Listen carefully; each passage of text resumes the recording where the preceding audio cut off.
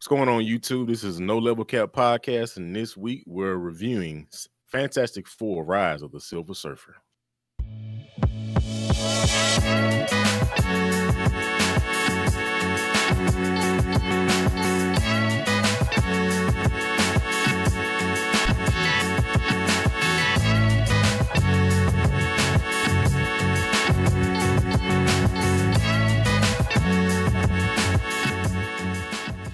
Yo, what's good, people? Welcome back to the No Level Cap Podcast with all your friendly neighborhood black nerds, where we cover all the anime, all the gaming, all the nerd culture, zero of the BS. New episode every Monday morning.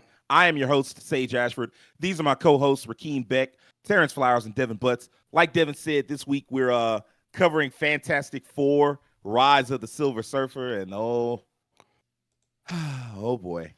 So the film was directed by Tim Story. Came out June 15th, 2007, written by Mark Frost and Don Payne. It cost $120 million. And I mean, like, I don't really have that much to say about the CGI of this movie. Like, it was fine for what it was, because there's a lot of CGI in it. And getting a box office of about $301 million. So the film was still arguably a success. Is it a good film? Well, let's get into it. Terance, what'd you think of the film? So I'll say this, from my first time seeing this, because I had always heard how bad this film was, that like just stay away from it. And for this being my first time seeing it, it wasn't quite as bad as I thought it would be, but it's still a mess nonetheless. Like, I say, like, positive wise, like the family dynamic of the characters and the chemistry among the actors is still good. Like, I still think that everybody still plays their roles well, and the whole family dynamic that the Fantastic Four is known for, I think it's still effectively communicated here, even though sometimes like certain characters make dumb decisions and it's like, why?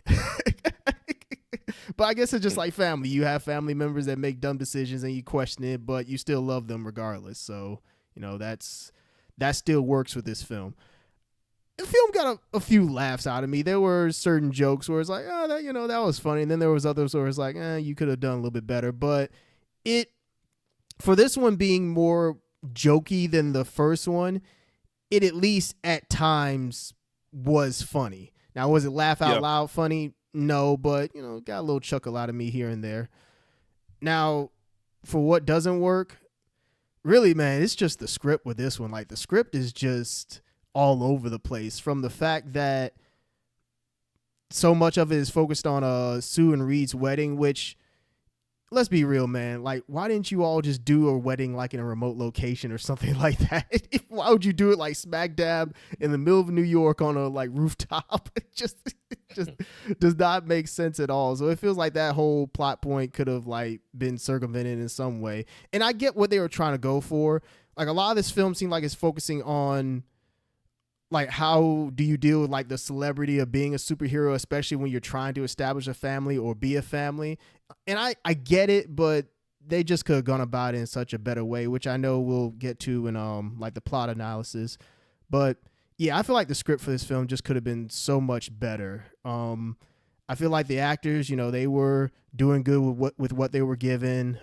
Certain villains, they could have been fleshed out more, done more with them, but this film is it's mid. I don't think it's like god awful. It's not the worst superhero film that I've ever seen, but it's just right down the middle, just very mid. If I believe I gave the first one a 6, I'd probably give this one like really just a 5. Just straight down the middle, a 5 is probably the highest that I would give it. Maybe even a 4 if I want to like really poke some holes in it. But yeah, those are my thoughts. Okay. Devin, what about you, man? What did you think of the film? So yeah, I'm along the same lines as Terance. This film was okay for what it was. It was serviceable. The cast and like them portraying their roles, they did a good job of continuing kind of what came from the first film. Of course, we got Ben and Johnny. They're still their antics with each other. Playing around, goofball.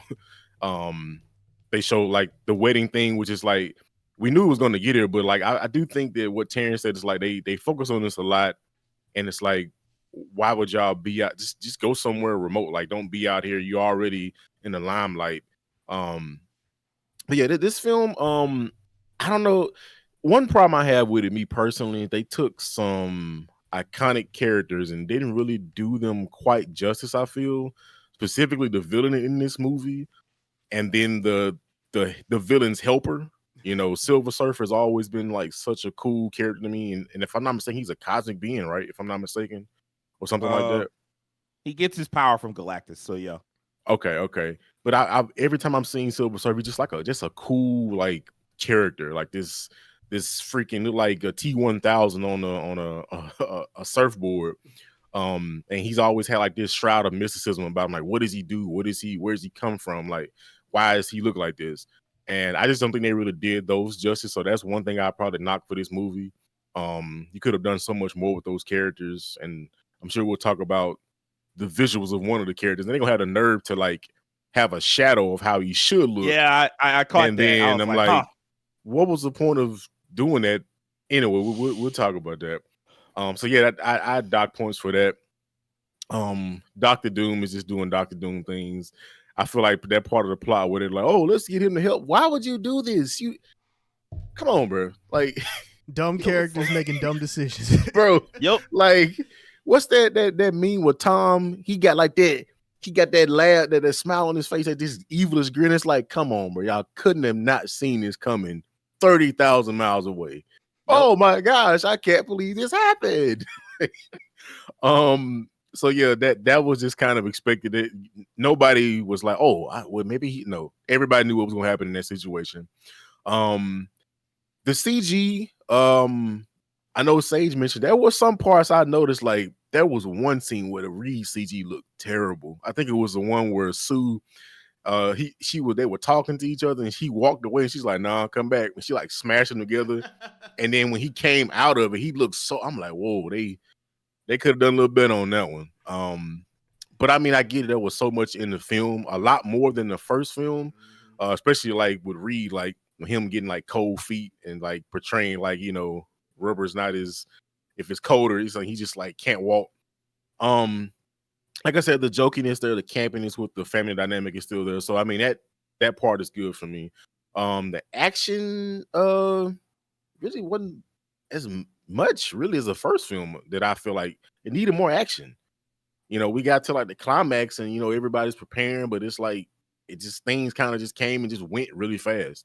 So that kind of goes back to the pacing. The pacing was just like really weird. There's so much going on. You got, Dr. Doom trying to do his thing in the background, and then you just got on top of while we got like this world-ending threat looming over.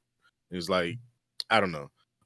But it's an okay film. I actually don't know if I know I watched the first film, but I don't think I actually ever watched this one. And it's not quite as bad as I remember people talking about it, but it's very meh. It's mid. I think I gave the first one a 6.5, I think, or maybe I think that's what I gave it. I'll probably just give this one a 6. It's they always got to get the Jessica Alba somehow losing the clothes scene. That's just, it's almost like a staple, like the Resident Evil films where what's her name? The actress's name is on the tip of my tongue. Where she always Mila Jovovich. Yes. And like how she always finds herself in a napkin. She wakes up, just, Even in The Fifth Element, she did that. Yeah, so it's just like, just they have to do the same thing with Jessica. She's like, why does this keep happening to me? You know why? Because you're gonna put, because the director wanted it. That's why. Yeah. But yeah, I give this one a 6. It's an okay movie. It's got enough of like some Fantastic Four, like the core of it, of what the family is, a dynamic, but as overall, it's just not the greatest film. They could have done much better. Yeah, I'm with y'all. I think like I think I gave it a 6. I think I gave the first one a 6.5. This one is a 5, like 5 straight down the middle. It's not terrible, and that's the biggest compliment I can give it. There's just no reason for some of the stuff. Like, it's such a busy film, and there's so much that they could have taken out, because you get to the end and it's like, wow. Like, once you get to like the core conflict, everything is so rushed, and you're like, man, this was a waste of time. And like the wedding part, I'm not as mad about, because the wedding is a big deal in the comics. They made it like even dating back because they did the wedding not long after the Marvel Universe was established. Like I think the Marvel Universe started in like 61 or 62, and by 65 they were doing the wedding of Sue and Reed, and it was like a big deal, and it was in like the city and all that stuff, and it was really they had pretty much every relevant Marvel character show up to that wedding. So it was like, I mean, like I understand why they were trying to get it like that. So at least they were trying to do something like comic book accurate in a sense. Yeah, just, absolutely. But just the way they went about it just was not smart. It was just kind of silly. Yeah. Yes. So I mean, like I got that part, but like just there's some of the other stuff that's just in this film, and I'm like, all right, and we'll definitely get into it later. It's like this could have been taken out, and you could have had more time to do some of the other stuff. There was no reason at all for Doom to be in this film. That's why Galactus is like a fucking cloud, because it's like, well, we're not gonna do Galactus, and the way they handled Galactus was just dumb. And I'm glad that, because like you can tell this is a very 2000s film that like it's trying its best for what it's worth to be a comic book ass movie, because like they're having more fun with the powers. At some points the film is almost cartoonish, like with some of the stuff that happens to Reed in particular. They keep playing around with the fact that he's basically like a silly putty guy. Like the part where Sue captures him in the little invisible walls to talk to him, or like when Thing is like smacked by this giant brick, and like Reed is like right behind him, and so he gets smashed behind him, and so like when Thing gets out of the wall like a cartoon person, Reed is still stuck there, and they're like, okay, somebody was watching a lot of Tom and Jerry and Looney Tunes to come up with this shit. So I'll Maybe give they them watched credit a lot for of One that. Piece. I Not in America. While we watching Not stuff, yet. like, have they done a death battle with Reed versus Luffy? I'm not even sure that'd be a close fight anymore, since Luffy's fight powers are. He absurd. really is a cartoon character now. Yeah. But yeah, you could tell like they tried their hardest, but there's still some 2000s-ness in it, in that we're ashamed of being a superhero film because we don't want to lean all the way in. Because I know somebody took one look at Galactus and said, we can't make this work. And that's a completely different 180 from Fantastic Four First Steps that's about to come out. And like they made a big deal out of keeping Galactus hidden, and then finally making, like, we finally got to look at him, I think either last week or this week. And it was like, you got to see him. He looks like Galactus. He got the outfit on. He's got the big head, the helmet and all of that. He looks like Galactus. And that is so much better than a stupid cloud. And I'm like, all right, hopefully, I'm glad that we've come so far that we could do something like that. Because this was, other than that, I mean, like everybody said, like the positives are the positives. Like it really is. It's kind of like what I used to think of Flash after a while, CW's Flash, where it's like, man, the script fucking sucks, but the cast is carrying it. Like it's worth watching once every week just to see the cast together. And this, it's worth watching just to see the cast. Like if you enjoyed the cast from the last film, like, and how they interacted with one another, you'll enjoy it this time. They have even better chemistry. They go further. There's a lot of like family relationship stuff that I'm like, thumbs up. So, but all around, still just a 5. Rajhkeem, what'd you think of the film? Man, watching this film, for one thing, I got to be honest, there were points in this film I nodded off. And the first film did not do me like that. Actually kind of was, kind of focused on it the whole time. But I will say, watching this film, it felt like a film that was competing with its own identity, whereas it had these moments where it was really comedic, but the situation they were in was like apocalyptic, world-ending, and those juxtapositions don't always work together very well. As far as the characters, I agree with you guys. I think the character development is actually pretty good. There's a lot of subtle stuff. Like, for instance, we know that Ben Grimm and his girlfriend was Alicia. You could tell how much more confident he is in himself and his own skin. He's wearing his football jerseys and Letterman jackets. He's at the bar. He's having a good time. Like the character who was depressed in the last movie all the time, he's actually come out of that. That guy's gone. Like you see legitimate character development. He is happy with his relationship. He's more solidified with the group. But you still see the friction between the marriage between Mr. Fantastic and Sue Storm. Mr. Fantastic still taking work with him wherever he goes. In this case, kind of justified, to be honest. Yeah. But he's still taking to work with him, and Sue's still trying to get him kind of to come out of that and becoming more into the relationship and focus more on the family dynamic. And they still have that dichotomy a little bit. And it could have actually leaned into a little more, to be honest, to me, in some parts. And then one thing I also like, Johnny Storm, people finally called him out on this bullshit. He finally, like, they legit like, hey, you finna get the family killed, bro. And everybody's saying like, hey, yo, this we done with this. Like, that shit you did last movie, we let it go last time. We ain't let it rock this time. You almost got us killed. That was messed up. So that actually was kind of cool. I was watching this with my friend, our roommate Tyler, and Tyler said, and this dude, Human Torch, he my favorite Fantastic Four character, but he been basically useless this first part of this movie. Like, he finna get folks killed, bro. Like, this is trash. Like, okay, like, I can deal with that. Like, as far as the character moments, I think that was actually pretty decent. And like you guys, like Sage said, they were kind of carrying the script. As far as other things in the movie, like you said, there wasn't in the early parts, there wasn't a whole lot of action. It was a lot of, we don't know what the hell is going on. We're trying to figure it out. The subplot with dealing with the government, I kind of got tired of that. Like the military, they just kept butting heads. And I run stuff here, and then thank God, Miss Fantastic finally stood up to him. Like, Reed finally got fed up. I'm a genius. You came to me for help. What's all this disrespect? I'm done with this shit. I'm like, thank you, sir. All he do is throw a football. Well, threw a football. It was actually like the perfect moment too. Like, they had built the army nonsense up until you was finally like, look, man, Reed, you got to say something. And Reed was like, you're right. I need to say something. Yeah, he had to stand for something, and I actually like that moment too. That they built up to that, but I could have done without the military stuff. That was a little weird. Like, I don't watch superhero movies to deal with the military unless it's like the military is like a major antagonist, like the Hulk. The Hulk, where the military, the military is really might be his real main antagonist. They chase that man every comic, every episode. They on his ass. They like running his main villains. That makes sense. Other than that, like, I kind of agree with Devin as well. Like, the Silver Surfer, he could have been a little bit cooler. I was okay with the CG. I wasn't too mad at it. You know, I know the limitations of the time, but I also, I don't know, there's something about it that kind of just, like, in certain moments kind of threw me off. I'm like, this is okay. And Lord have mercy, let's get to this Galactus part. I gotta say it. Hollywood, I'm so glad y'all evolved, because, boy, I was tired of that cloud. That cloud shit.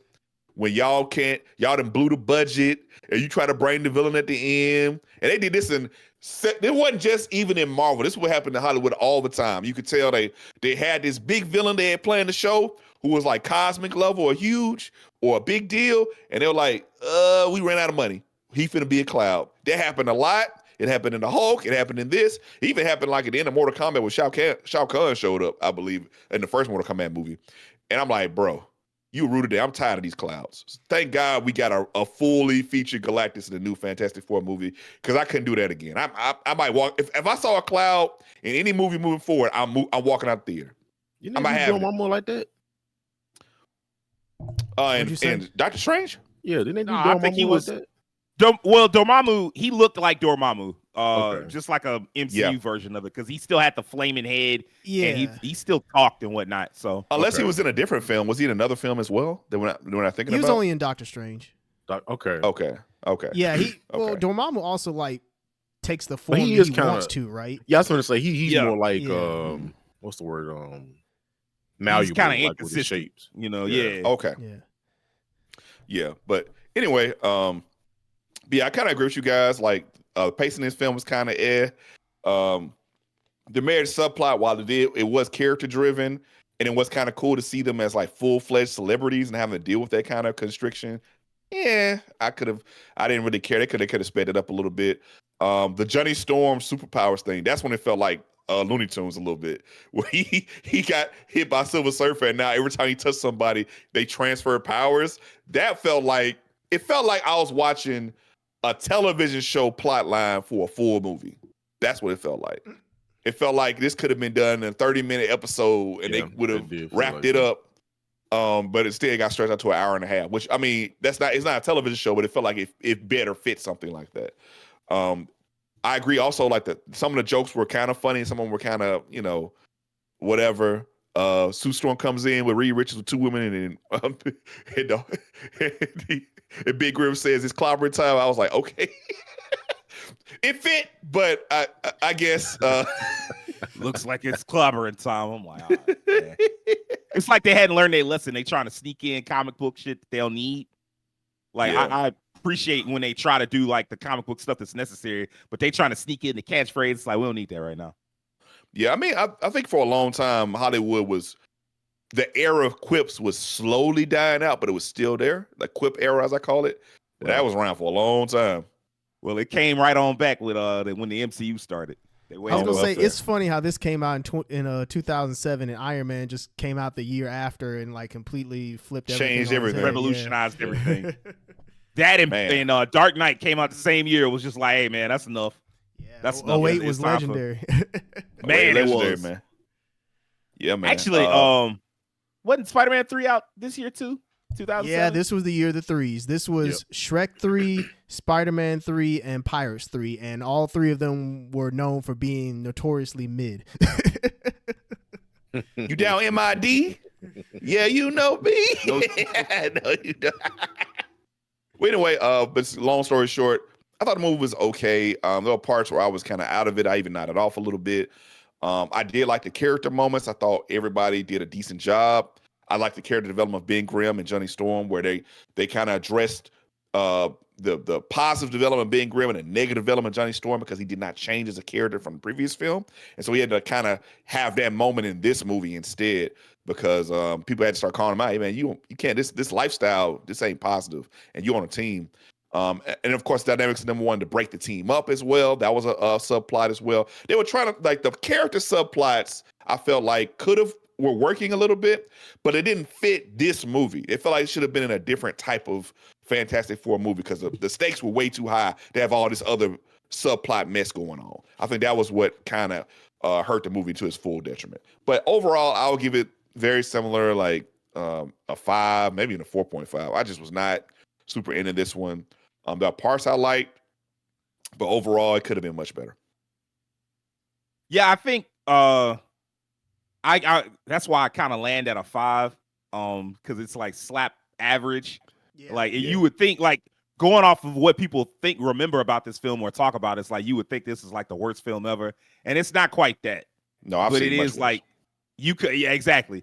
But it could have been so much better, just with a few small changes, which we'll get into in just a second. Because let's go ahead and break this film down. Okay, so we open with Galactus wrecking shop on a planet, and it's like this could have been. I was cool with it. I was like, okay, we getting to see what the devastation is and like what Earth's fate is gonna be if we don't figure it out. Now, one thing I know, like we all know that Galactus runs off of eating planets, and man, it was like they ate that one planet, the Silver Surfer, and it was like Galactus was like, hey man, I'm still hungry. Go ahead and give me that refill. It's like, God dog, bro, like you don't need to like wait or something like that. If you eat planets like this, it won't be long for you out. The universe is out of planets, bro. Because he was just like, hey man, I'm ready to go right now. And so Silver Surfer sets off to find a new planet for him, and lands in Earth. Lands in Earth's atmosphere, and obviously that's not good for everybody. He's flying over different parts of the Earth, and one of the things they point out is early, even from the very beginning, he's causing like massive weather changes to the planet. He's freezing entire ocean, like lakes, and knocking out the power. And it's obviously like, okay, this gonna be a problem real soon. Elsewhere though, the Fantastic Four, you see they've really settled into their lives. Like Reed and Sue, they getting ready to get married. Though it's implied that they had to postpone things before, and I think at one point they said they had to postpone it like 5 different times, and we saw the 6th. Yeah. Even though you can see like even Ben's gotten used to like his powers, because it's like the kids have come around on him because he's basically just like a funny little rock dude. He's not a monster. So there's a part where like it's a huge shift from the first movie where like he like waves at the kids and they're terrified. It's like, ain't no more of that. They like, hey man, can we take a picture holding on to the big rock man and stuff? I thought that was really cute. He's a rock star. I see what you did there. Okay. So then there's a part where Reed's like, oh yeah, you're more important to me than anything, so we're not postponing the wedding. We gonna get married, and you're more important to me than any like scientific advancement or whatever. And Sue's like, oh, that's the nicest thing you've ever said to me. And Johnny's like, that's really pathetic when you think about it, because of course, he just can't stop hating. He can't stop like interjecting, being a jokey guy. Even when the shit don't fit, or even when it's a problem, it's like, hey man, well, I'm trying to have a romantic moment with my wife here, like chill out. But nah. Also, apparently, even though they got money, they're still too broke, or at least too like not too cheap to get priority seating. Because like they come up to the Fantastic Four and they're like, hey man, we got to bump you out of first class, man. We got some seats at coach, and Reed is like, that's cool. This is what happens when you're a hero in a world where there's not that many supervillains. You get like bumped because like if they were saving the world every other week, it's like, hey man, I don't care who it is, we not bumping them. Like they saved our lives a bunch of times. Like they fly for free. But this does lead to some funny bits with them trying to sneak in the coach and Ben trying to sit down and taking up all this giant ass seat, and Reed using his powers to like sneak his carry-on bag in and stuff, and then. Johnny straight up was like, hey, fuck this coach shit. It just like flies like outside the plane. I thought that moment was funny because he's just like waving with his fire powers on. Ben was like, man, I hope it rains. That was funny. That was funny. That was actually funny. Yeah. I did like that part.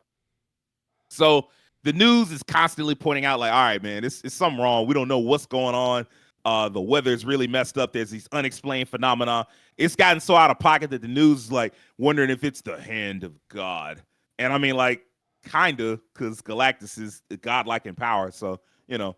Also, man, Johnny is willing to sell all the way the fuck out in this film. Man, that man showed up with a new NASCAR suit. driver. Exactly. That was exactly what I was about to say. He All showed the up with that new logos. suit with all them advertisements on it. I'm like, dang, bro, you work for NASCAR now? But I mean, at the same time, like Reed is like trying to figure out what's going on with the weather problems, even though he's not supposed to. Like he's made it very clear that he's trying to prioritize the wedding, but his scientific mind is like, hey man, I gotta find out what's going on. This shit ain't normal. Like what's happening? And Johnny shows up while he's working on everything, and it's just like, hey man, we got to do this bachelor party if you're about to get married. And Reed is like, man, I don't want to do no bachelor party. Except Johnny basically is like, hey man, you're not supposed to be working on this. So we finna go do a bachelor party. Blackmailed. Like he got blackmailed. Yes, he did. did. It's like, damn. You gonna have some fun night. You say what? You gonna have some fun night, motherfucker. By any means necessary. Reed was just like, hey man, I guess so. And you could tell this was like trying to be PG as fuck. No exotic dancers. I mean, you mean strippers? That was the first thing I thought. I'm like, you mean strippers? Who says exotic dancers? Like, what are we talking about? So yeah, I mean, like, they go to like the bachelor party. It takes Johnny like 5 seconds to put one together. I'm pretty sure he just said, look, man, 3/4 of the Fantastic Four showing up to the nearest club owner, and they was like, all right, That's pretty much all you have to do. That's it. Club was jumping. And Johnny, like, even though he said it wouldn't be no exotic dancers, he was like, hey, but what about these baddies though? And I'm like, first off, why would you want your sister's husband getting into stuff like this? Like, why would you have him set him up like this? It's Johnny Storm we're talking about, so you know. Oh yeah, that's a good point. The same dude that's got a girl in this film is still trying to hit on that military woman. You know, I totally forgot about the fact he had a girlfriend because she got introduced to the media and we never saw her again. Never saw her again. I'm just now putting 2 and 2 together on what you're talking about. Holy shit. The film actually forgot about her. Like I forgot about her too. That's his girlfriend for the day. I guess so, because they even had like a little scene where she was being interviewed. She was like, what's it like to date the Human Torch? And she was like, oh, you need flame-proof lingerie and a lot of aloe. Yeah. That's what it was. Like, and then they just immediately just was like, don't worry about that character no more. It's like, all right. So amidst all of this foolishness, the military shows up to the Baxter building where they meet up with Sue Storm. And Sue's like, hey, what y'all need? And they was like, I need to see Reed Richards. It's like, dang, like Sue is supposed to be smart in this universe. Like, you could talk to her, but they was like, nah, fuck that. And so like, Sue's like, well, I'll take you to him. And I guess she must have had a tracker on him because she like knew exactly where he was at. Unless Reed just said, hey man, you know, I'm finna be at this club. I was like, how did you go find this man? But Reed is somewhere being boring, explaining how science works and showing off his hot dog fingers. And then we get like the corniest dance sequence I've ever seen. Boy, I thought the Spider-Man dancing scene was corny. This right here, right up there with it. Oh yeah. Like he had like the 70s suit on, and they put like the little dance pad like with the lights on it and shit. I'm like, man, where are you? What decade do y'all think this is? Because like, what's happening right now? And like, they just wasting part of the CGI budget that I thought we'd need for fight scenes later. But don't worry, there's like almost no fighting in this film, so I guess we didn't. I was cringing my way through that, but I didn't have to worry because it only lasted until Sue tracked him down like literally a minute later. And, you know, she's like, he's playing ladies' man by wrapping up two baddies with his arms and whatnot. And this is where you get that silly ass line of Ben looking and being like, looks like it's clobbering time. And I'm like, all right, y'all ain't learned a damn thing from the last film. So I guess that's what we doing. So Reed is like seeing Sue being like, oh shit, I've been caught with these two women that like, it's not that big of a deal, but it's a big deal. And then he also recognizes General Hager, played by Andre. Brower. Yeah. Which R.I.P. to him. Yeah. R.I.P. Yeah, we lost a lot of good black actors, man. Man. Yeah. Fuck. But yeah, like you know, he recognizes General Hager, and he's like immediately trying to get to work, but Sue is like clearly pissed, and she's like, "Yeah, we can get to work unless you want to do some Jello shots off somebody's stomach," which I was like, "Oh God." He is upset. And, you know, he was like trying to say it was Johnny's idea, but you know how it works. You can't listen to an adult child, bro. You're supposed to know better. I'll at least give Sue credit that wasn't a thing that was lingered on for too long. It's like she knew Reed wouldn't get into any like shenanigans, and that wouldn't be his idea. She did say why. Yeah. She said, also, bachelorette party. Man, I was like, oh, no. Reed, you need to work on that. You need to go see something about that. But, I mean, one of the reasons why it didn't linger is because the movie ain't got time for that. Like, I think we're like 20 minutes into the film already, and I'm like, oh, it's not a lot of time to deal with any of the ramifications and repercussions and shit. So they just kind of move on. Hager, they get backstage in the club. They get into like a kitchen area in the club, and Hager makes it clear immediately, like, he don't like Reed. But it's so much of a, like, the global anomalies they've become, like, clearly we need superheroes. Like, they've become to hit that level. And so this is where it gets sketch to me, because they were handing photos to Reed, and I'm like, all right, sure, Reed is a genius. But Reed immediately is like, I don't know what's going on. And then he hands the photos to Ben, and I'm like, he's a pilot, but like, that's it. Like, he ain't like no genius. And so he started explaining some shit that any average scientist could have explained, like, oh, you know, it's not a comet, because the comet would have had a tail. I'm like, man, shut the fuck up, Ben. It's like what's going on, Reed? Like, it's like he just didn't want to do the work for a second. But then Reed is like, all right, I got a solution. But he's immediately, and I in another movie, this would have been a bigger deal.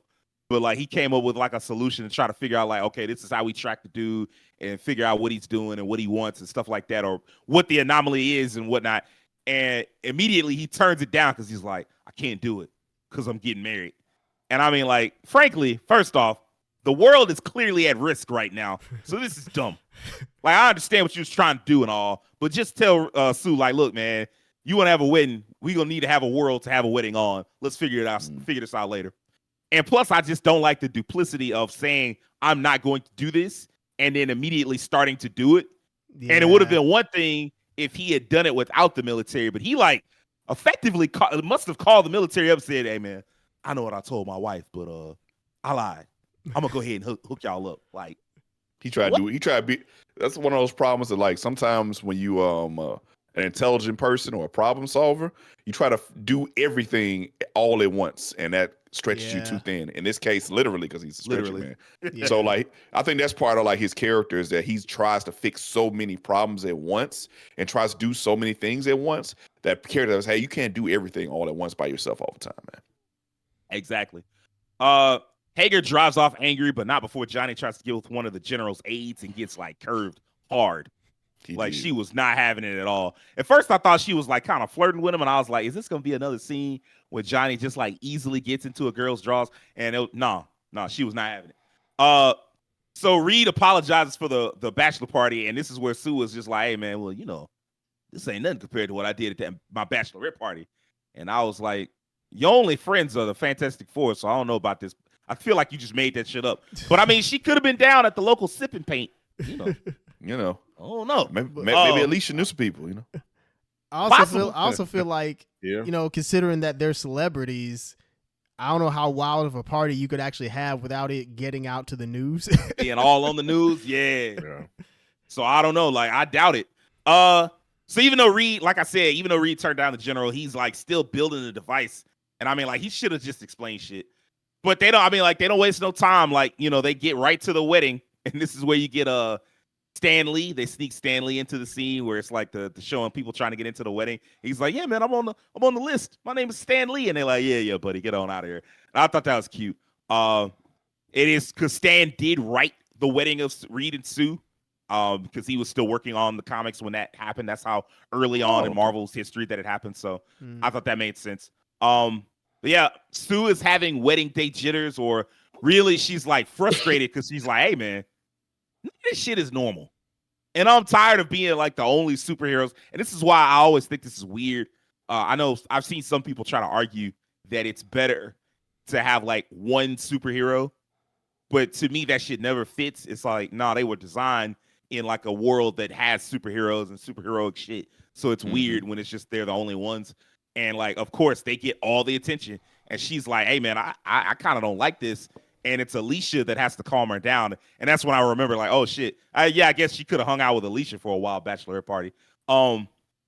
There's also a funny little moment here where Sue reveals she can use her superpowers to make a zit vanish. And it's like, dang, you really are super powerful. And it shows how much control they've all developed over their powers in the years since the last film. Heck, she even mentioned at one point that she could, like, which I don't know if it's real or not, like she could put a force field in someone's body and make them explode. Like, it's something she mentioned in the movie. I'm like, oh. So doing that. She can do that. She's never done it because, superhero, but she could indeed do that. So yeah, I mean, like, she's incredibly powerful.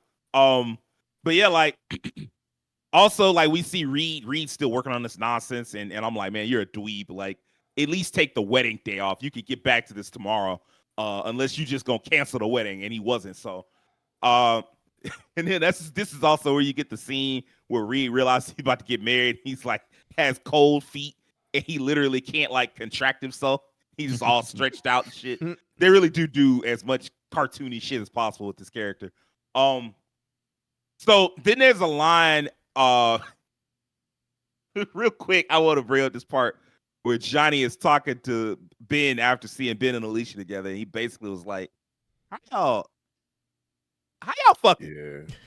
Yeah. And Ben is like, man, that's none of your business. He's like, I'm just saying, I'd hate to find out she was killed in a rock slide. And I'm like, well, I laughed at that one. I thought that was pretty funny. Yeah. I like that one a lot, actually. Their dynamics is definitely like some of the shining moments of these movies. Yep, absolutely. Even though it's one of those things where I'm not sure if I could deal with the Johnny Storm in real life. Like somebody like that, I think I all the would time. Yeah. Oh yeah, facts. I mean, he does. He chases Johnny Storm and tries to punch him often. That's true. Alicia also points out, like, man, Johnny probably needs to stop being a hoe and find a woman that actually loves him, which comes up later in the film. There's a lot of happy wedding moments here. Reed is like kind of trying his best in this film, to make the wedding go off without a hitch. But then he starts getting like alarms from the machinery that he set up, and it's like, hey man, let's get to the end, man. We can't do the whole process. That shit not gonna work. I just want to get married. Let's just move on. And like, that's when things finally, like, we finally get into the actual meat of the movie, or like the meat of the external conflict. Because power starts shutting off everywhere in the area. We even get like an EMP, and it like knocks out the power in the helicopter. So like the team has to step in and stop the helicopter from crashing and killing everybody. To which I was like, I understand that you wanted to be there, but maybe they were supposed to carry them away afterwards for like the honeymoon. Because I was wondering why the helicopter was there. Because they shouted them out earlier. They did, but I'm like, okay, you shouted them out now, get your ass on. I don't know if maybe they were like live recording or something like that. Some media coverage, probably. Maybe media coverage. I don't know. Okay, that makes sense. Because it was weird. the team had to step in to stop the helicopter from killing everybody. There's a funny moment here where Reed is like, hey, man, go chase after whatever that is. And bro was like, you know how much this tux cost? It's like incinerated it. This gives us our first real action, which is like 30 minutes in, and it's like a chase scene between the Human Torch and Silver Surfer, which is, I think, comic accurate. I think there was like some Torch Surfer stuff that happens, and of course Surfer was like, Torch is like outclassed by that, so it's a weird sequence where Johnny starts chasing Surfer randomly, only for Surfer to finally get fed up and choke him out. Just leave him in space and like, hey man, stop chasing me. And take him out of space and just dropped him. You like, oh, stop.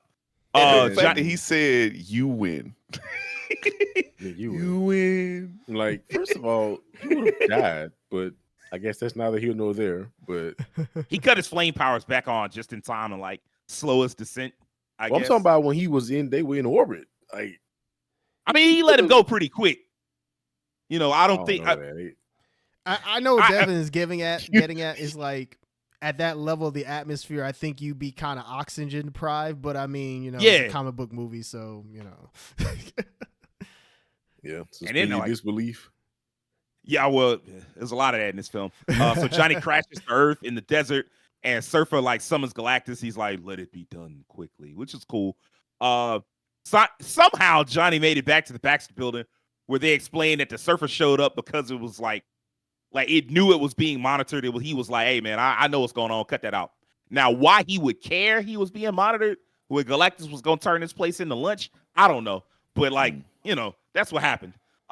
We get, like, a cool emotional conflict here because Sue is like, our lives are never going to be normal. And, Terance said, she wasn't really pissed at Reed. She was just like, I'm tired of the fact that we can't be normal. But instead of focusing on that shit, we get some really dumb shit here that just didn't need to be here. The power switching. So, like, after she has a little discussion with Reed, she, like, goes to check on Johnny, who's been out of it since the Surfer battle, and she touches him, and their powers swap, and hers immediately go out of control. She immediately lights on fire. Now, of course, unlike Johnny, who wears his uniform everywhere, so it don't ever really matter. He just like, hey man, I like the suit, so I'm gonna be good wherever I go. Sue's wearing normal clothes when the flame powers activate, and she's like freaking out the whole time. And it takes Reed to just be like, your power swapped when you touched him. Touch him again. There you go. Solved. And like that leads to naked Jessica Alba again.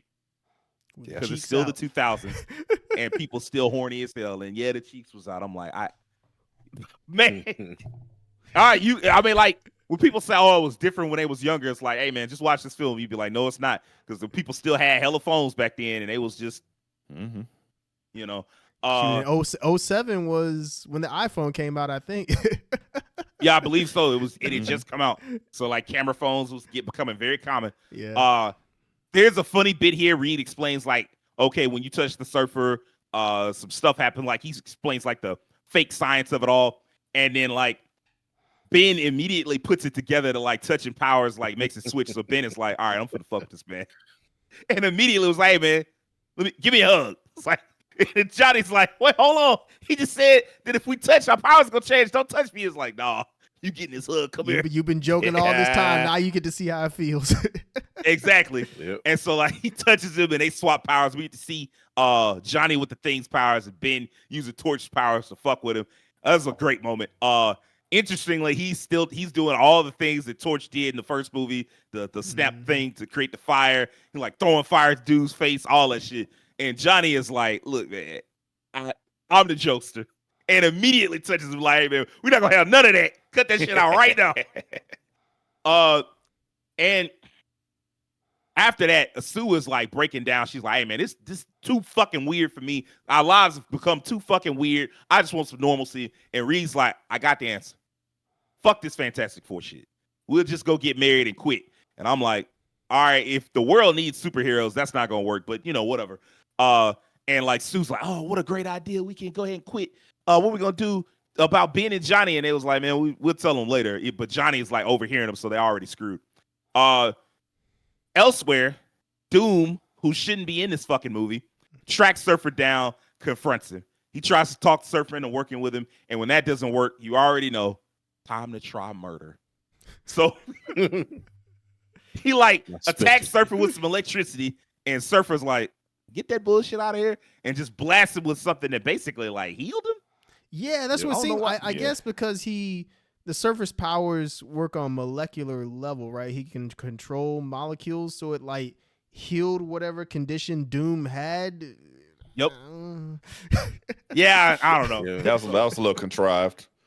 But I mean, it made sense with the Johnny Storm thing with him switching powers with the touch. So I guess like, okay, he's doing something at molecular level that affects their powers, but like completely healing you from anything. Like, to be honest, man, appreciate you, cuz. To be honest, it's just a way for them to make it where the actual actors can show their real face.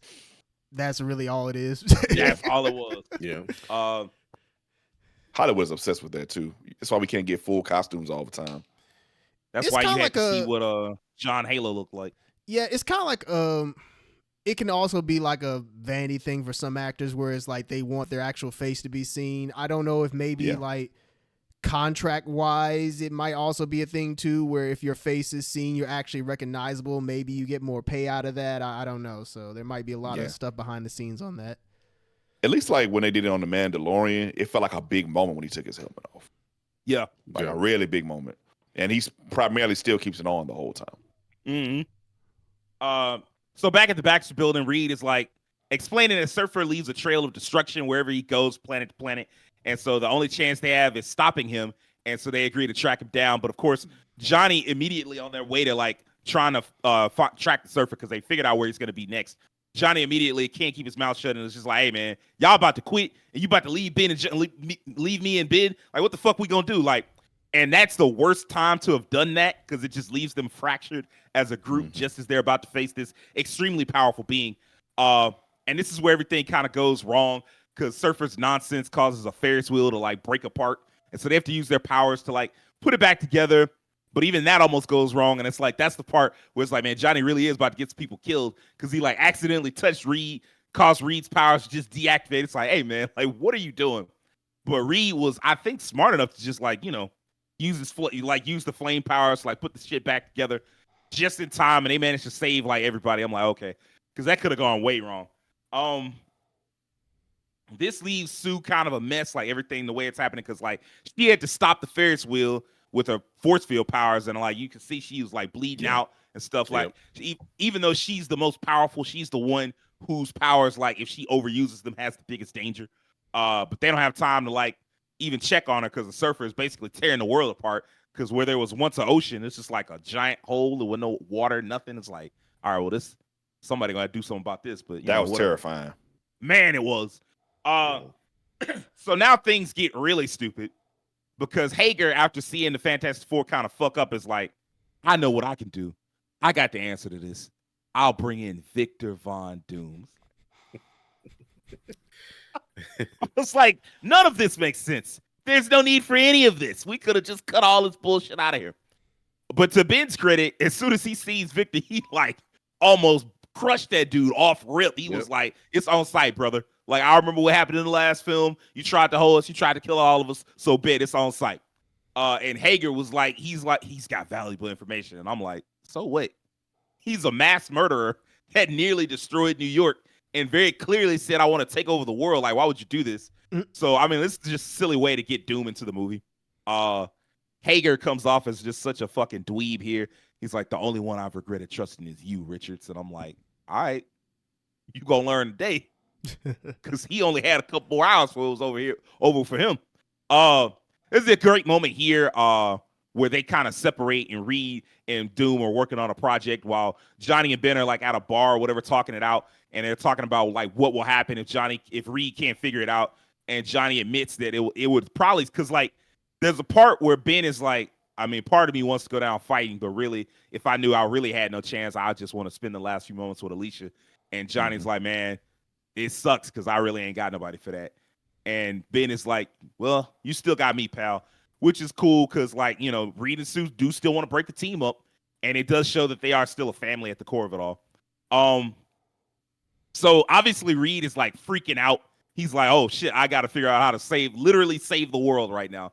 And Sue is like trying to get him to calm down, but in doing so, she like gives him an idea. And can I just say really quickly, I hate Sue's glasses. I hate them shits. I feel like they were doing that to Specifically try and make her glasses? look nerdy or like maybe You more got it. chic. But You got it. It was kind She of only busts them out when it's science stuff involved because they like trying to remind you, hey man, she's smart too. It's like, I mean, just have her say things that make her smart. You don't have to like put on glasses and all this fake shit. Like, what are we doing? So anyway, Reed realizes if he can separate the surfer from his board, he'll lose his powers, which I'm like, I ain't like that when I saw it when I saw it as a kid, or not as a kid, but like when I was much younger. I didn't like it when I saw it back then because I was like, what do you mean? Like, that's not how his powers work. Just because he get off the board, it's like he ain't got no powers. Like, what are we doing? That's what I was thinking too. I'm like, that ain't how that work, is it? No, not that I ever seen. That's a hell of a board. It's like saying that, like, because like Galactus imbued him with the power cosmic, Correct. and like that is what gives him his powers. But they was like, nah, I'm gonna give you this board. Step on it, you good. It's like, no, that ain't what's going on. But I mean, whatever. While Reed's working on this, Sue realizes like Doom's got his own plan, so she goes and finds him and makes it obvious she's not going for his bullshit. This is where you get the part that Terance is talking about with like I could put a force field bubble inside you and just make it grow till it pops. And Doom, for whatever reason, was like, I bet you won't. And I'm like, I wouldn't test that, but I mean, you do you. By the way, if y'all are wondering what's up with Johnny and his random blonde chick, her name is Frankie Ray. In the comics, Frankie eventually develops fire powers just like Johnny and was his girlfriend for a while. She also eventually got more power from Galactus and became his herald for a while. So I looked up what was going on, and apparently they planned on doing more with Frankie in the third film if they had made one. So that's why she's like interjected into random moments, and she's much more serious here than she was in the comics. In the comics, she's basically not quite as silly as Johnny, but on the same level of just like, I'm not taking it all serious. So, but still, I guess they needed the little extra conflict. So after they build a little device to take the surface powers away, this is where Hager, you get the part where Keem brought up where Hager tries to bully the Fantastic Four. It's just like, hey man, I'm the quarterback on this team, but you wouldn't know nothing about that because you some nerd. I was like, what the fuck? And even he had to stand up for himself at that ball. I'm so glad he did. Yeah, I was so fed up. I was like, hold on. And I got so mad. But then that's when I also realized, like, this motherfucker not necessary at all. Like, as much as I like Andre as an actor, his role in this film is pointless. Yeah. It just adds a military element that complicates the film, complicates the plot. The whole film would have been better without him. As it stands, he's just another military dude dealing with powers way beyond his comprehension, and he pays for that later. So, but I mean, just as I was getting fed up, like we were all getting fed up with this dude, Reed finally like, hey man, we're gonna do it my way, or you get the fuck on. And I was like, oh shit, I appreciate Reed for standing up for himself. Cause like in the comics, Reed is more of like an elder statesman kind of guy. Like he's an older guy. He gives off like tenured college professor vibes. And here they make him kind of like smaller and quieter, but like, he still stand up for his family when he wants to. And Sue was about that action because as soon as he did all of that, she was like, look, if the world wasn't at stake, boy, I'd take you somewhere and fuck the shit out of you. I mentioned, I was like, I could see like Sue's like, oh yeah, I like that. I like this Reed. She like me. She was like, I've never been so turned on. I'm like, oh my goodness. And return to the big stepper. Big man, step. He did. So like the team is prepping to capture Surfer, and once again he like clearly knowing something up, so he shows up, and man, they've made him OP because Sue put up a little invisible wall, and he was like, I don't care nothing about that. Walked right through it. I said, oh shit. So Sue at this point tries to talk it out with him, which almost seems like it was going well until Doom was like, go ahead and attack. Yeah, fuck what Reed said. It's like the devil on the Hager's shoulder, like, go ahead and attack. So they attack, and just like I said, that shit ain't gonna work. They shot all the missiles, they shot all the bullets, and Surfer was like, I don't know what y'all think y'all doing, but you need to quit because it ain't gonna work. And so like, but it does distract Surfer just long enough for Reed to activate the trap, separating Surfer from his board. The army moves in, takes Surfer, and Reed's like, hey man, apparently he's not the destroyer. Like, he told Sue he's not the destroyer. So I want to talk to him and find out what's going on. And Hager's like, yeah, fuck you. You did what I wanted. So now get in this jail cell. To which, again, none of the bullets wouldn't work on any of them. So I would just leave. But they was like, nah, we going to stay here. I'm like, oh, okay. And while the team is locked up, they proceed to torture the shit out of Surfer. They ain't even try to talk to him. They just immediately was like shocking him with shit. And I don't know who that dude was. I don't know if he's like a character from the comics because I hadn't looked it up. But like he was like excited. He was like, yeah, normally, there's certain laws and rules to keep me from doing stuff like this. But that's for humans. And you ain't no human. And he just like, my Hojo. Yeah, that man was like Hojo from Final Fantasy. I said, man, what is going on? Like, it's torturing the shit out of that man. They hit Silver Surfer with it. If anybody familiar with Metal Gear Solid games, there's like, I know in the original one, I think in Metal Gear Solid 2, they have these scenes where you strap to like this little table and they shocking you and doing all. I'm like, dang, they hit him with a Solid Snake. I mean, I guess that's what Fantastic Four needs, a random scene of torture. But whatever. That was crazy. It was crazy. But I mean, of course, like the Reed and the gang, they figure out like, all right, well, we got to go up in there and talk to this man.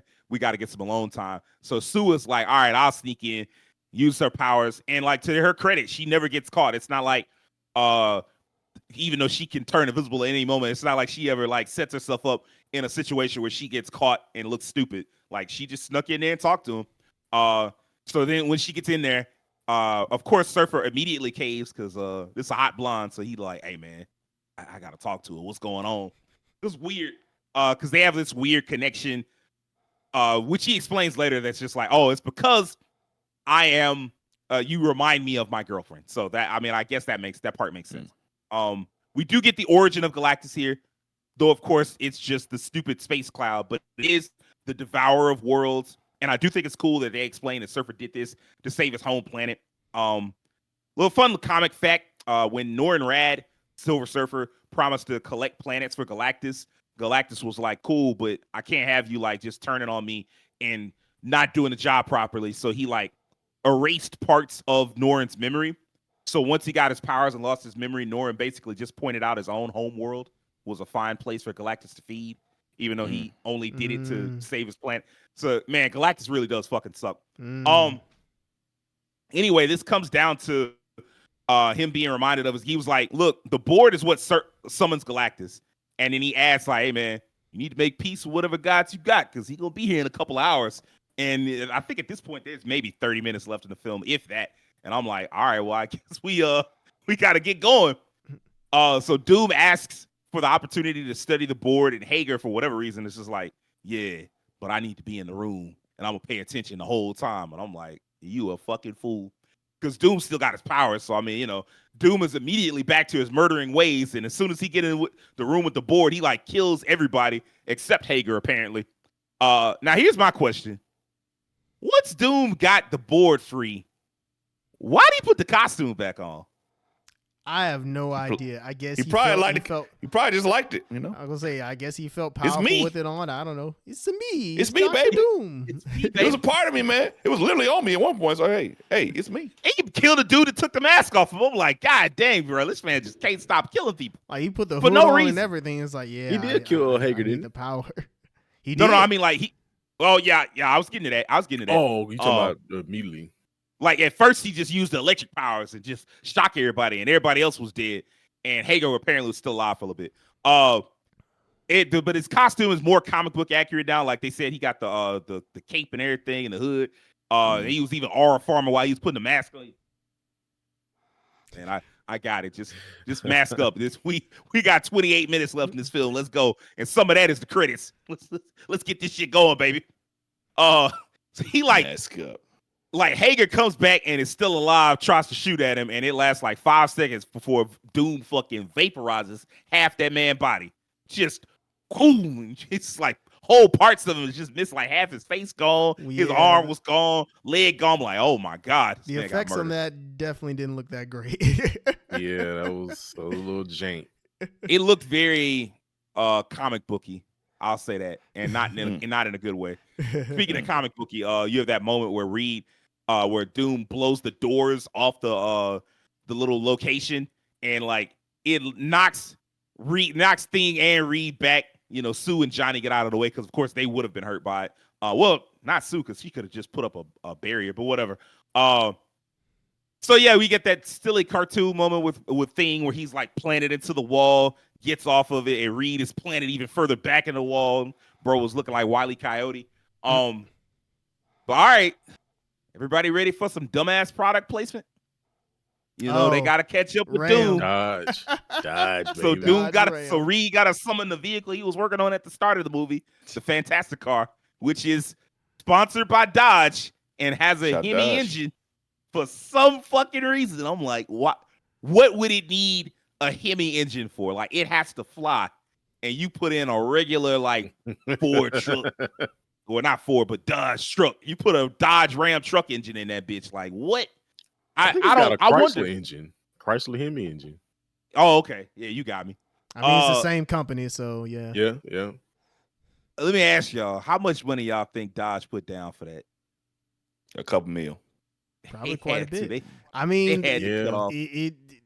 There's like, I feel like there's another company in here that kind of hits us with the average. I mean, there's quite a few because I mean Johnny was like covered in them earlier, but I feel like there's another company at some point that's kind of like prominently shown, and it's like, yeah, that's definitely an ad.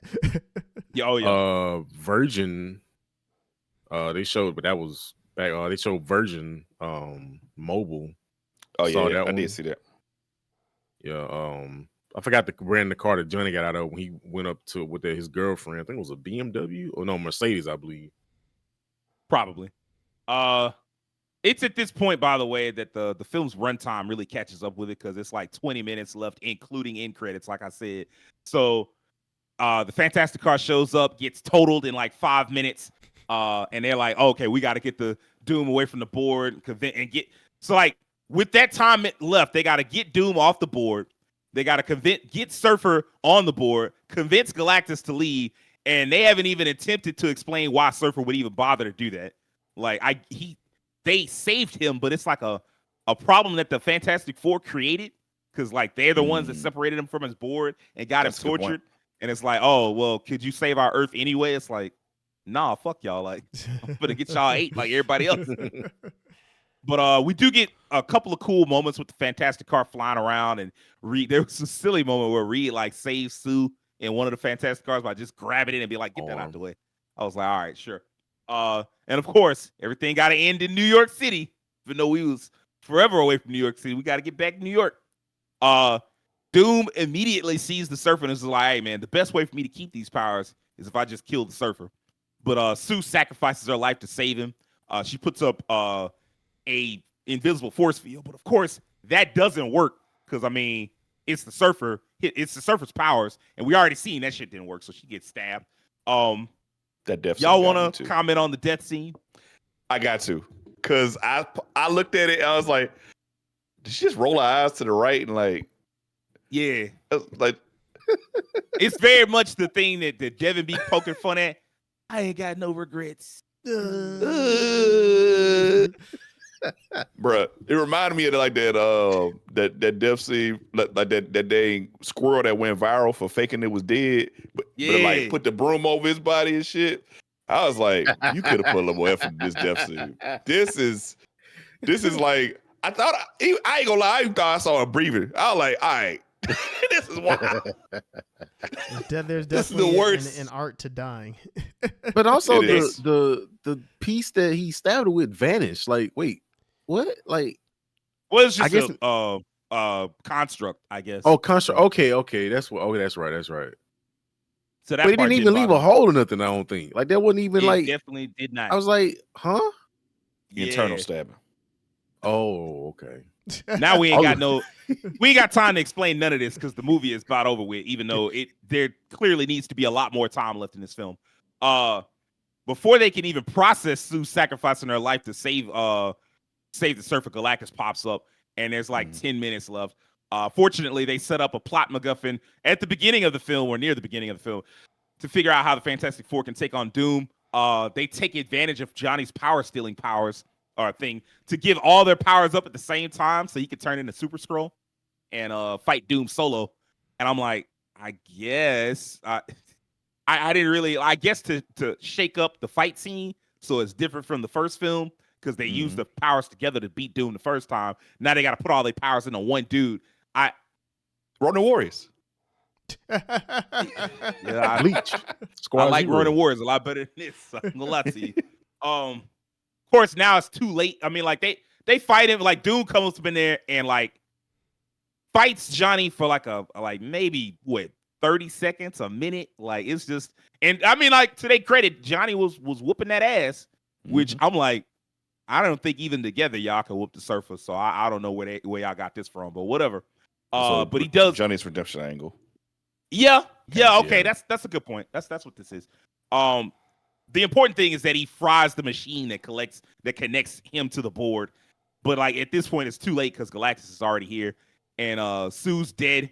You know, so that's like, okay, well, we can't even give the powers back at least until Surfer shows up and uses the power cosmic to just bring her back to life. I mean, Surfer's done a lot. I don't think he's ever shown that power. Like to just bring people back to life. I think they just was like, hey man, we ain't got enough time to explain this, so let's get it going. Inspired by her sacrifice, Surfer goes back to the Galactus and decides to fight. But the movie is so rushed that there is no final battle. He just flies inside the Galactic's cloud and it's basically like, yo, fuck this job, and then blows up. Which I'm like, if you could do that, then I feel like this would have ended Galactus a long time ago. Yeah. I was inspired by an attractive white woman to go ahead and do the right thing. The story of a lot the plot of of many movie. Yeah. Exactly. I got one question, Sage. So this is something I've always wanted to know. Even when I was a kid, I was like, because I don't read comics like you do. Once Galactus show up, what the hell do you do? Are you asking what did the Fantastic Four do, or what do most planets do? Okay. Oh, well, what does Fantastic Four do? Because even when I was a kid, I was like, how do y'all beat this dude? They actually showed this in the 60s comic, I believe. The Watcher showed up, and the Watcher was just like, hey man, I kind of like Earth, and Earth has some kind of importance or whatever. And so he advises Johnny Storm in particular. So Johnny does play a big role in taking out Galactus, sort of. He takes Johnny Storm through like this really dangerous intergalactic maze, and they come back with this weapon called the Ultimate Nullifier. And the Ultimate Nullifier can kill anything, like no matter what. It's at the cost of your own life. Whoever fires it, it's at the cost of their life. But it's a weapon that can kill anything. And so basically, Johnny shows up with that, gives it to Reed, and Reed is like, hey man, you know what this is? And Galactus is like, hold on now. hold on. It's like, all right, all I'm gonna say is I'll spare your life, but you got to get the fuck off Earth. And Galactus was like, all right, cool. And just dipped on out. Oh, well, that's not how I thought it would go, but okay, cool. I mean, like, to be honest with you, I would have rather seen that. That would have been like if you had Galactus on Earth for longer periods of time, doing the things that Surfer was doing, while they because like the Surfer has this whole little plot line of rediscovering his humanity. In the comics, that's what's supposed to happen. And like instead of just being tied up and just like being a mystery the whole time, he rediscovers his humanity. He spends some time with Alicia, who like, because I think it's Alicia that like reminds him like, hey man, you ain't got to be like this. And so like he's inspired to fight back. And then like Reed comes with the Ultimate Nullifier and threatens him to get off Earth. Like I would have liked that better than what we got, because I'm like, yeah, what we got is just nonsense, because like it's so rushed at the end. I was like shocked. I'm like, I was like doing all this typing, and I got to the end, and I'm like, Surfer says fuck this job and blows up, and then the Galactus cloud goes with him. I'm like, all right. See, in this film, they should have just went and got a Hoover vacuum or a fan. That would have been the end of Galactus. That's what I'm saying. Like, this what? Also, windmill would have got rid of that dude. Yeah. Also, we mentioned the last review about this was a 2000s movie with a Johnny scene. This time they did it again with Dr. Doom. He's on the board. He's like, let's go for a spin. And he just does a spin like he's playing SSX or something. I'm like, they had to do it again. Like they just couldn't stay away from that X game style. He said, we got to do it, man. We got to do it, man. So we're so rushed for time at this point that they don't explain anything. You know, like once Galactus is gone, that's it. Everything Surfer did on the planet, it's gone, or it don't matter no more. Johnny's weird power thing cured. How? Who cares? We gotta go. Like, let's get going. And even the conflict with Reed and Sue, where they, were like, hey man, we want to go have a normal life. Both of them together was like, nah, fuck that. Ain't no normal life. We just gonna be superheroes. Which that part makes the most sense because after you save the world, it's like, all right, well, you never know when this bullshit might pop up again. So I still need a planet to live on. It's where I keep all my shit. So I guess I'll just keep being a superhero. So they just rush through all of that, and then they just get married in Japan. And Frankie Ray was there for some reason that I didn't understand. And they just, I guess, for that bit with the throwing the bouquet, and Johnny immediately being like, I ain't ready for that. Whoosh! And flame that shit. And then they, get married really quickly because Venice is sinking into the Atlantic. And so they just like, hey man, we got to get in this fantastic car, get to work. There's a funny little matching moment because in the first part of the film where they were getting married, Reed was like, hey man, can you hurry this shit up? And then at the end of the film, Sue's like, hey, hurry this shit up. I just want to get married. Let's go. So I like that part. That's about it. But yeah, that's Fantastic Four: Rise of the Silver Surfer. Question. What's up? So I don't know, so when Silver Surfer comes in, he's causing all stuff is freezing over, everything is just topsiding on itself. Wouldn't there be some effects of humans being close to him, like some type of radiation type effect? Like, because when he came in through the forest, the trees literally bended as he was passing through the trees. And I don't know if they just saying that was because of the board, but I'm like, y'all could. Like, I don't think y'all should be standing there. Just something would happen. I don't know. If we being honest, a lot of things superheroes do would result in people dying. Like you can't radiation. You can't just be out in space and they're like, because it's hella radiation in space. You can't just be out there like that. That shit not healthy. And like, if you came from space, you probably got all types of alien bacteria and shit that would do horrendous things to the human body. Mm-hmm. So yeah, I mean, it's one of those things where you just have to not think about it. Because if you start thinking about it, you just start unlocking different things that's just like, this wouldn't work, this wouldn't work, this wouldn't work. And yeah, the radiation is definitely at the top of it. Like, you should be nowhere near this, man. Because I was even like, when they tortured him, like none of this should work. Nothing, like he shouldn't, like this shouldn't work at all. No conventional means. Without the board, it was implied that he was just a dude. Yeah. That just. I know they did it for the movie, but it's like, it's Silver Surfer, bro. Come on, man. That don't work. It don't. I even like he got like matte color, like he was glossy on the board, and he was like more matte off the board. I'm like, okay, gotta save this money. That gloss costs extra money. We gotta save it. Yeah, I agree though. Like you could have just not had that. But I mean, like to me, you could have not had the whole military plot line, and this would have been a much stronger film. Hopefully, the new film is much more along the lines of the comics, just to give us more of the Surfer's humanity. I do wonder who's going to connect with this version of Surfer. Maybe it's still Alicia. If Alicia's in the film, I guess we'll see. But that's going to wrap this week up. Tell us what you thought of Fantastic Four: Rise of the Silver Surfer in the comments below. If you're new to us and like this episode, I need you to hit the like button, subscribe, tell your friends about us, and do me a personal favor and have an excellent week. Peace.